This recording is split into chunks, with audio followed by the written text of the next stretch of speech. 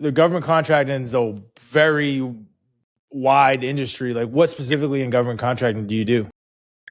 Yeah. So that's a good point. So that's a great point. So for me, and people kind of know me as, I'm like the middleman guy, right? I teach the middleman process. I do the middleman process.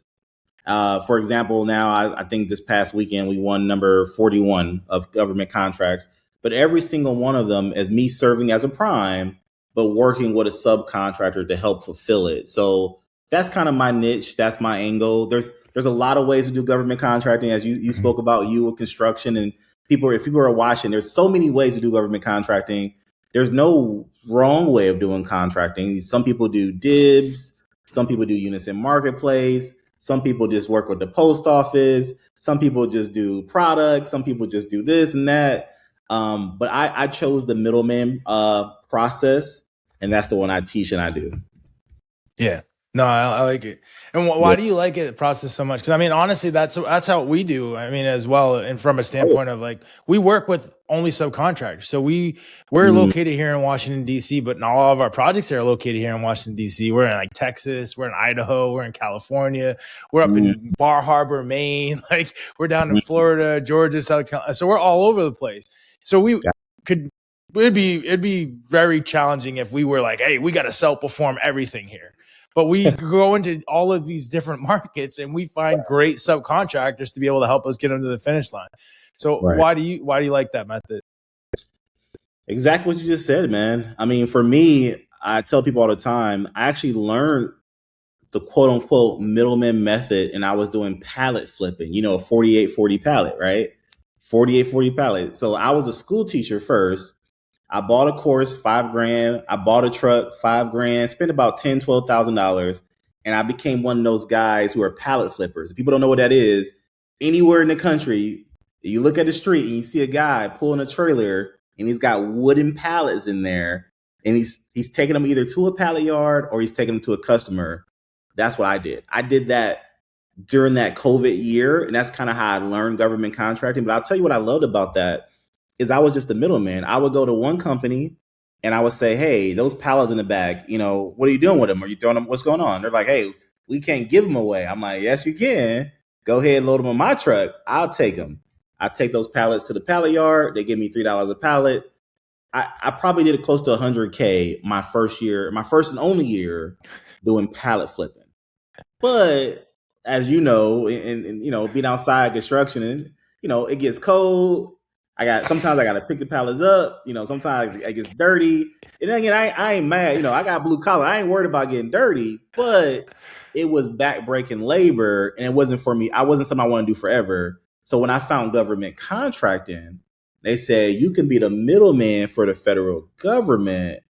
I said, oh, okay. So you can have a contract in Alaska. Like I just won one in Alaska last week. I can tell y'all about that. I just won a contract in Alaska. I ain't got to go to Alaska. I don't have to touch it. I don't have to see it.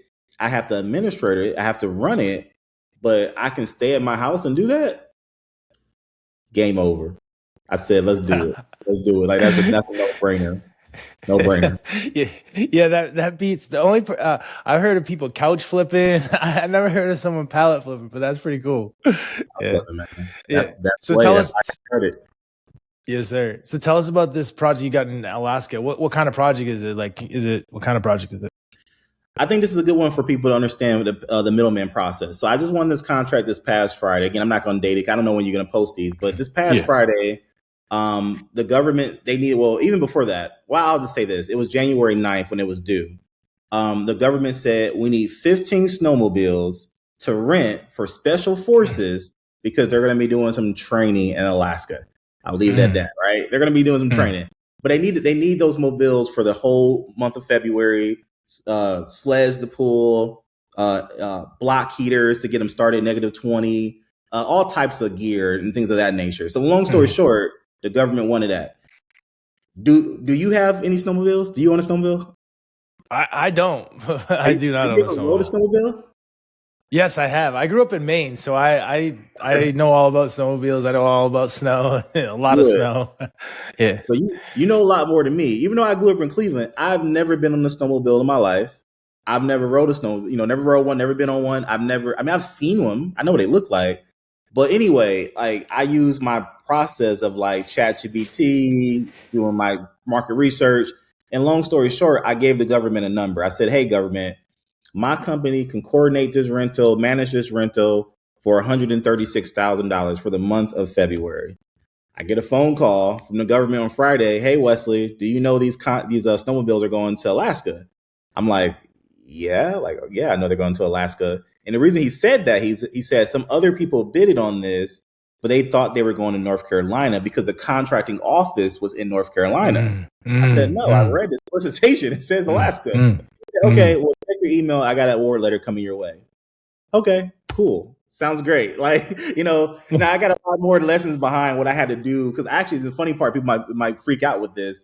I didn't even really have a subcontractor lined up. I just told the government $136,000 sounds good. According to my market research, it goes around 108 to 120. Maybe I make 20 grand, maybe I make 11. Somewhere around that point. Long story short, I won the contract, found a subcontractor.